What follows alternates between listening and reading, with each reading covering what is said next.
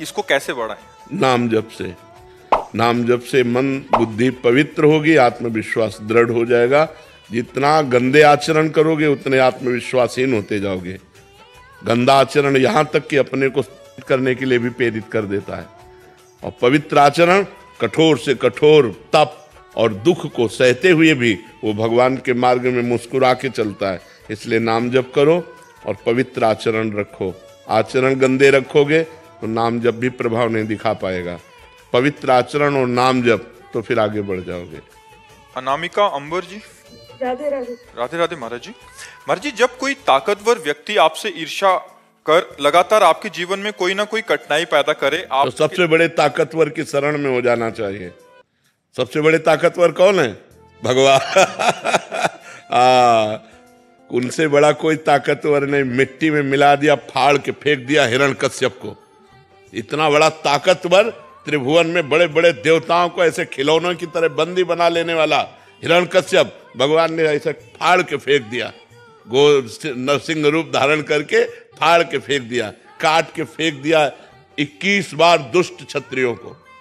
भगवान परशुराम ने भूमंडल के 21 बार संपूर्ण राक्षसी वृत्ति वाले क्षत्रियों को काट के फेंक दिया।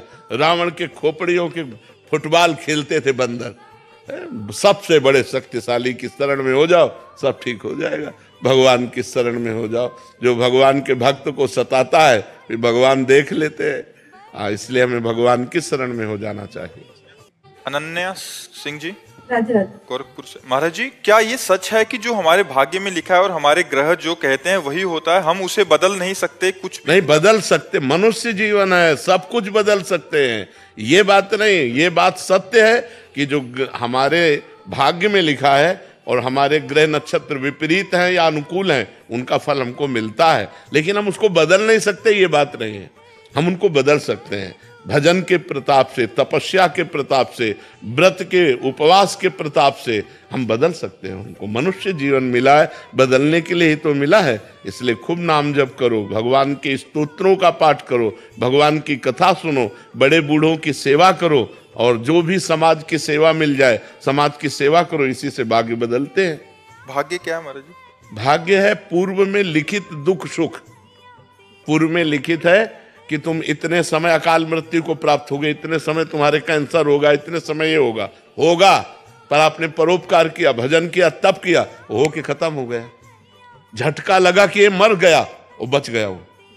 वो बचाने वाला है। वो कहां से कैसे क्या विधान बनाता है, वो बहुत बड़ा खिलाड़ी है, बहुत बड़ा खिलाड़ी। उसी की शरण में हो जाओ, नाम जप करो, भाग्य बदल जाएगा। पूर्वी जी, कर्नाटक से। राधे राधे। राधे राधे महाराज जी। महाराज जी, अगर कोई व्यक्ति दूसरे व्यक्ति से क्षमा और सुधार का अवसर मांगे और उसे वो सत्मार्ग पर आना चाहे तो वो अवसर देना चाहिए? देना चाहिए। गलती सबसे हो जाती, कभी कभी अच्छे लोगों से भी गलती हो जाती है।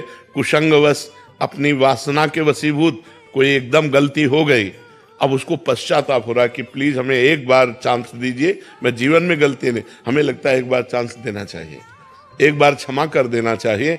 अगर वो बार बार पुनरावृत्ति करता है तो फिर वो नाटक करता है।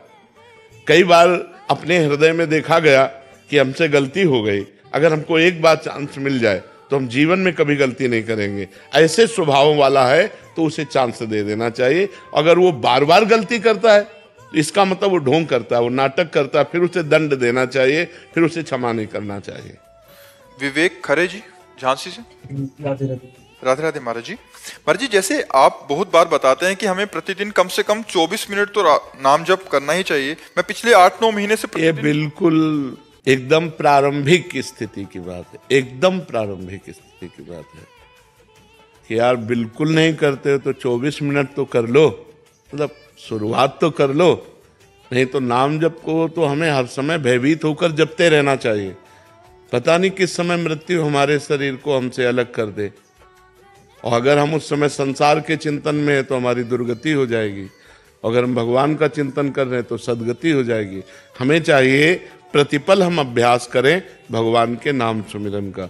ये तो बिल्कुल प्रारंभिक स्थिति कि अब जब बिल्कुल आदमी नहीं जप रहा तो यार 24 घंटे में 24 मिनट तो दे दो, कम से कम एकांत में भगवान का नाम 24 मिनट तो जपना प्रारंभ करो।